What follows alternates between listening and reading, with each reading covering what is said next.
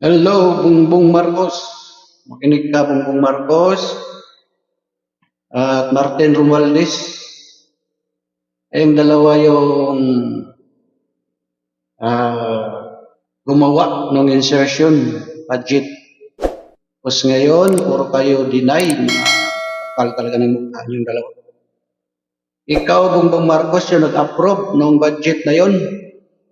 Tapos kunyari ka ngayon, malinis ka.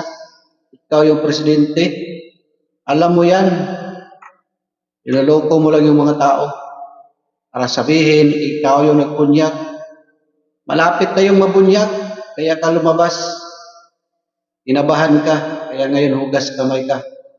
Kapal ng mukha niyo, Bongbong Marcos. Nagawa yung tanga yung mga Pilipino.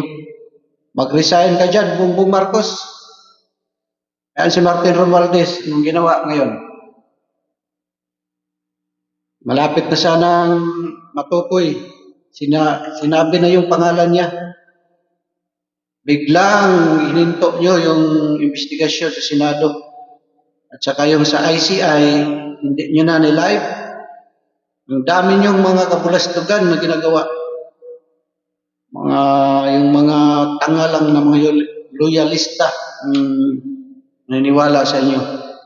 Yung karamihan sa mga Pilipino, nasusuka na sa inyo. Nakakapal ng mga mukha nyo. Galit na yung mga Pilipino sa pinagagawa nyo.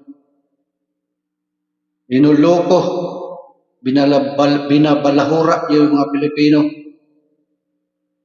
Di palang i-restrict ni YouTube, ayun yung balikason, mga mangkas mo, mga hudas kayo sa bansa.